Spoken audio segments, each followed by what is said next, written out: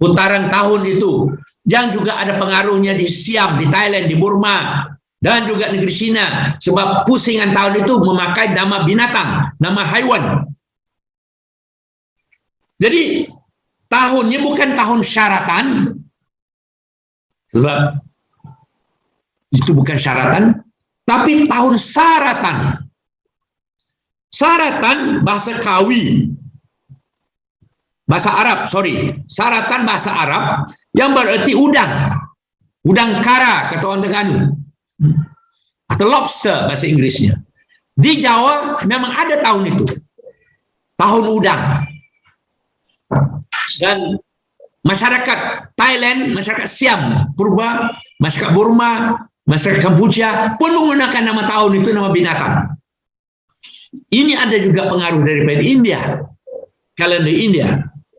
Karena perkataan Sasanakala, Jumat pertama tadi, Adi Jumat, di bulan Rajab, di tahun Saratan, De Sasanakala. Bukan di, tapi De Sasanakala.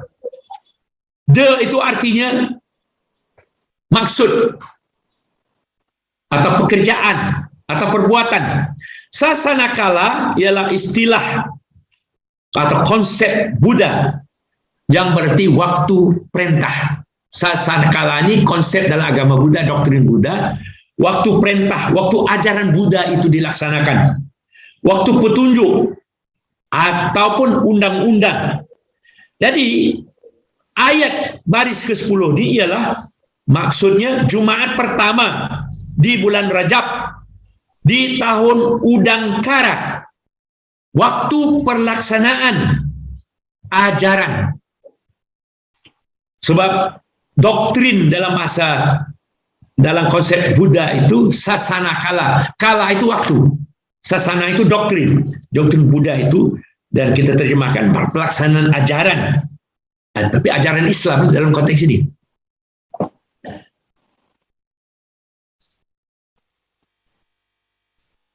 Tradisi menamakan kalender pusingan tahun dengan menggunakan nama-nama binatang diamalkan di Asia Tenggara seperti yang saya sebutkan tadi. Contohnya di Siam.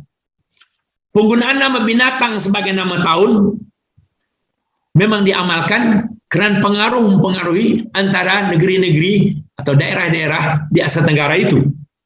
Sejak sebelum Islam bertapa di rantau ini, kalender Melayu dan Jawa tua, Jawa kuno, sudah lama menamakan hari dan tahun dengan nama hewan.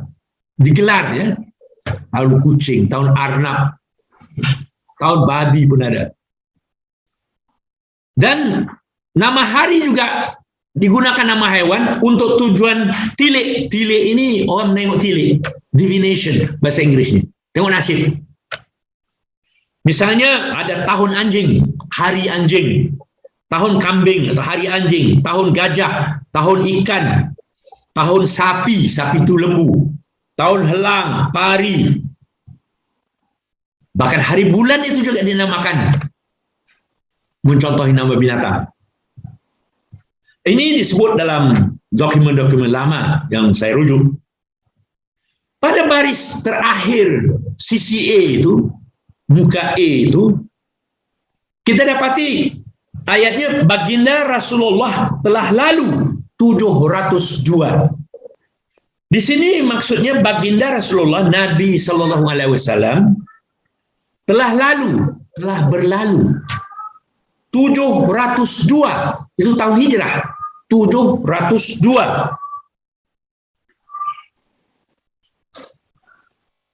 Tapi sebelum ini, semua orang membaca Batu Busra itu 702, karena perkataan akhirnya baris ke-11 itu ialah 2.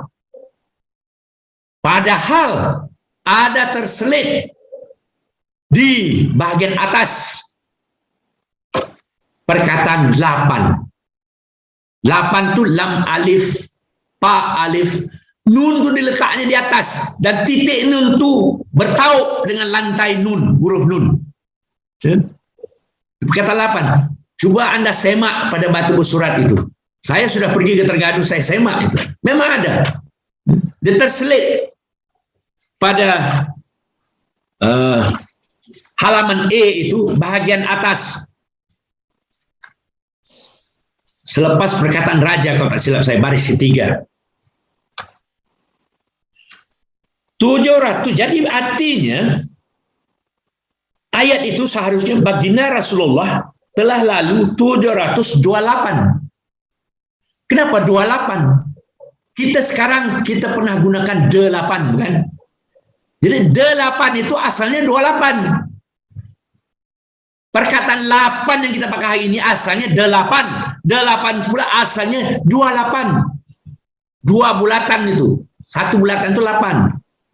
Jadi 28 jadi huruf 8. Angka 8. Perkataan 2 bersambung dengan 8. Di baris 5, bukan baris 3 ya. Baris 5 bersetentang dengan di dalam. Perkataan huruf Jawi, dalam huruf Jawi di dalam. Yang membentuk perkataan 28 atau 8. Jadi sayang saya tak boleh tunjukkan slide. Jadi kalau tidak lebih jelas. Kemudian kita lihat B. Halaman B. B1. Ayatnya berbunyi, kulawarga di benua Jawa. Karena perkataan huruf-hurufnya sudah hilang dan susah nak ditafsirkan, ada semacam perkataan kanun. Saya tafsirkan sebagai kanun itu kana, perkataan Jawa kuno. Kemudian jim tak ada titik lah, nampaknya macam ha, alif, waw. Orang membacanya, Profesor Said Najib membacanya jauh. Jim, alif, waw itu jauh. Saya tidak, saya baca Jawa. Jawa. Karena bahasa Kawi artinya di sana. Di sana. Kulawarga itu keluarga lah. Kulawarga itu artinya warga kula. Family itu ada anggota kula. Satu-satu kula itu keluarga. Jadi kulawarga di benua Jawa, di tanah Jawa, di negeri Jawa. Karena di sana, ini satu perkataan to. Ta, wow. Ta tu tanpa titik lah. Ta, wow. Saya duga. Mungkin saya silap, tapi saya duga. Ia dari perkataan Kawi, tolih, lam yaha atau LIH, tolih. Yang kita pakai hari ini toleh, menoleh ke belakang, memperhatikan atau mempeduli. Jadi saya baca kulawarga di benua Jawa karena toleh. Di sana toleh, melihat, memperhatikan. Keluarga benua Jawa itu memperhatikan. Lepas itu B2, baris 2 halaman B. Dating berikan. Dal, alif, ta bentuk rumah, ta, nge, tanpa titik. Banyak orang membacanya datang. Saya bacanya dating. Dating itu istilah Kawi. Berarti hadiah. Jadi kulawarga dari benua Jawa dating, berikan, hadiah diberikan.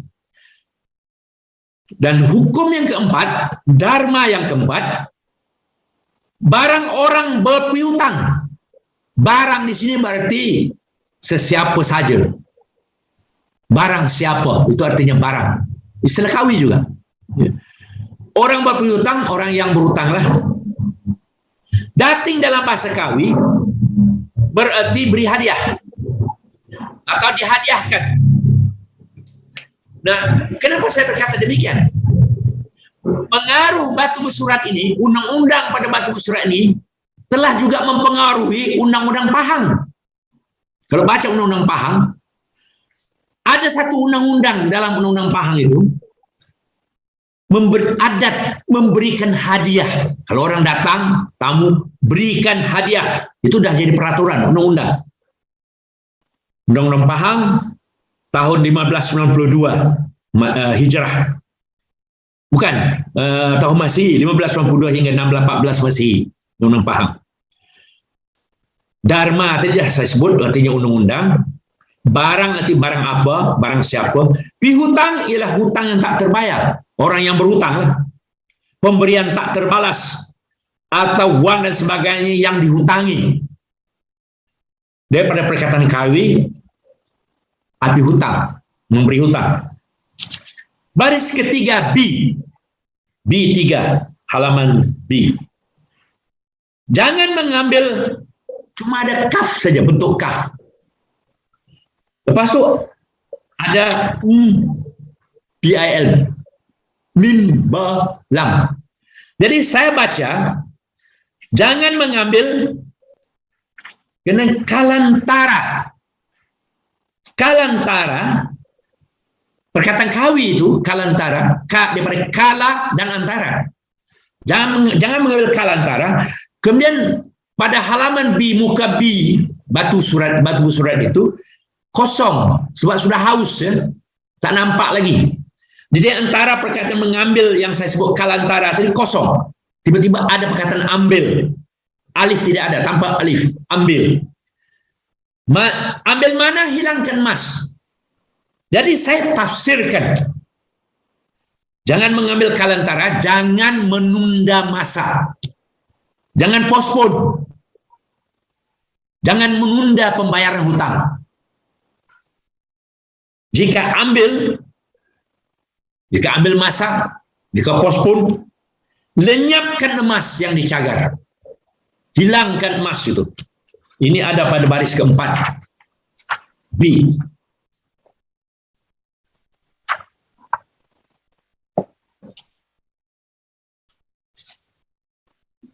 Maaf, baris ketiga.